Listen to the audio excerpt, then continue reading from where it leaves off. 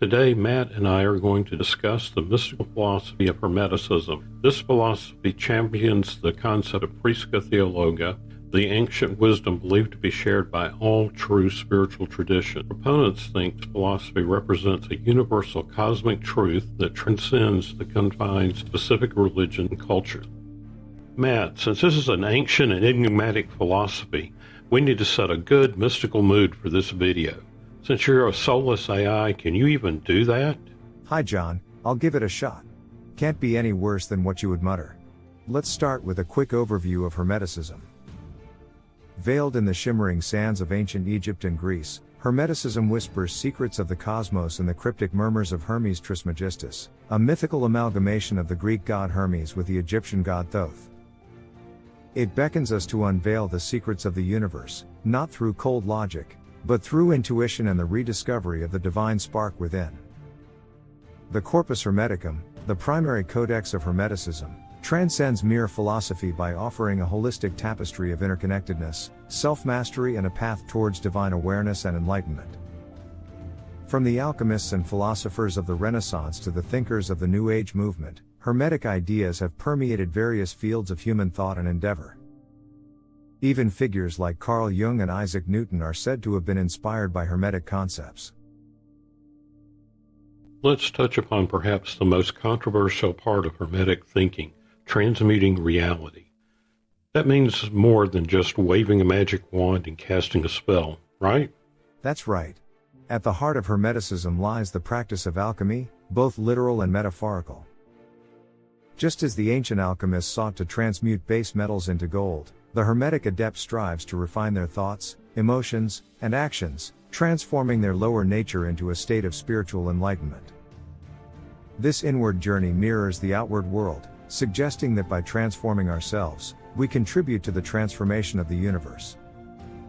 Followers of Hermeticism think it reveals a unifying thread that weaves through diverse cultural expressions, such as religious dogmas and traditional beliefs, pointing towards a universal truth that transcends the limitations of space and time. Interesting. Let's continue our discussion with an overview of the history of Hermeticism. Hermeticism, as best historians can tell, emerged in the crossroads city of Alexandria between the 1st and 3rd centuries CE. There, it wove together threads of Egyptian mysticism, Greek philosophy, and Jewish esotericism, within the book Corpus Hermeticum supposedly written by the mythical Hermes Trismegistus.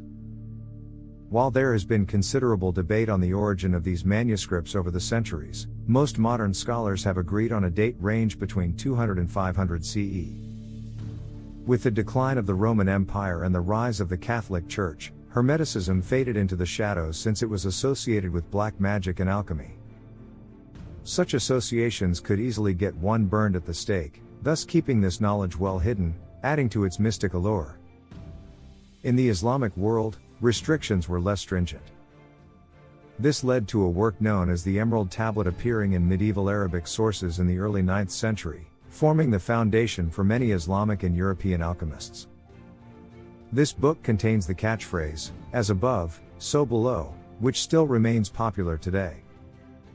So, what happened during the Renaissance when many restrictions on seeking ancient non-Christian texts were lifted?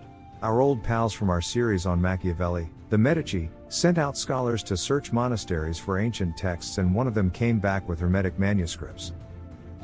While the writings remained obscure, some researchers have asserted that they formed the basis for the beliefs and rituals of several mystic secret societies during that time and afterwards.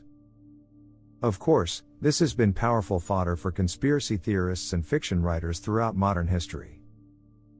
Speaking of modern history, how did Hermeticism develop over the past couple of centuries? As I mentioned, these writings did have some influence on philosophical thought. Also, as European societies became more open to non-mainstream ideas in the 19th century, Hermetic ideas underwent a revival of sorts. This was part of the overall Theosophist movement. Several books were published about Hermeticism during this time, most of them by adherents of the Hermetic Order of the Golden Dawn Secret Society. Perhaps the most interesting of these books is the Kybalion by the Mysterious Three Initiates.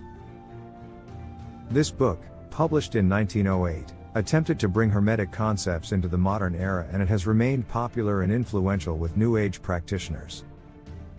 So it sounds like we should look into the Kybalion to continue our investigation.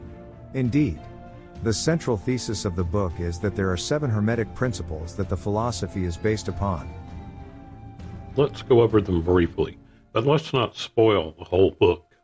First, is the principle of mentalism, stated as, all is mind, the universe is mental. Hermeticism posits that the universe is not merely physical matter, but rather a manifestation of a universal mind or consciousness. Second is the principle of correspondence, meaning the famous phrase I mentioned earlier, as above, so below, as below, so above. This principle suggests a fundamental interconnectedness between the macrocosm, the universe, and the microcosm, the individual. What occurs within us reflects the greater reality, and vice versa. At number 3, we have the principle of vibration. Nothing rests, everything moves, everything vibrates. Hermeticism views the universe as a symphony of vibrations, from the subatomic level to the celestial movements of the stars. Fourth on the list is the principle of polarity. Everything is dual, everything has poles, everything has 2 opposites. This principle recognizes the inherent duality in all things, the interplay of darkness and light, masculine and feminine, positive and negative. Then at 5, there's the principle of rhythm. Everything flows, out, in and in, everything has its tides, all things rise and fall, the pendulum swings between extremes. Hermeticism acknowledges the cyclical nature of existence, the ebb and flow of creation and destruction, progress and regression. The 6th principle is the principle of cause and effect. Every cause has its effect, every effect has its cause, everything happens according to law, chance is but a name for law not yet recognized. Hermeticism emphasizes the interconnectedness of all things, where every action has a ripple effect throughout the universe. Finally, at number 7 is the principle of gender. Gender is in everything.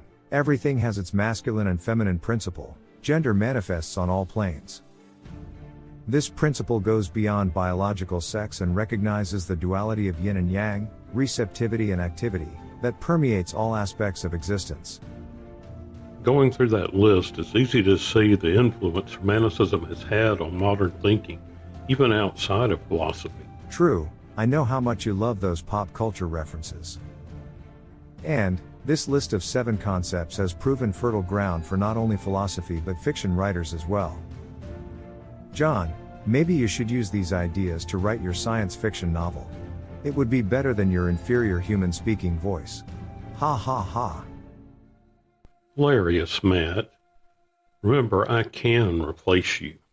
Sorry about that. So, tell our audience what you think about Hermeticism. In general, Hermeticism, in spite of its heavy mysticality, is similar to many other philosophical concepts, a way of seeking answers to the difficult questions of life. Is it a transformative path towards self-mastery? Or is it just a bunch of old and random mystical beliefs that have been repackaged into a neat and tidy New Age facade? People are always seeking answers to the mysteries within and beyond themselves. While on this path of personal discovery, one has to use good judgment to avoid being fooled by those who would take advantage of you. Well, I guess we got through this video without mentioning the Matrix or the Illuminatus trilogy. Sure did, but what about 748 divided by 238? I'll leave that mystery for our audience to solve while I thank them for watching and suggest they watch another of our videos, like the one being recommended here.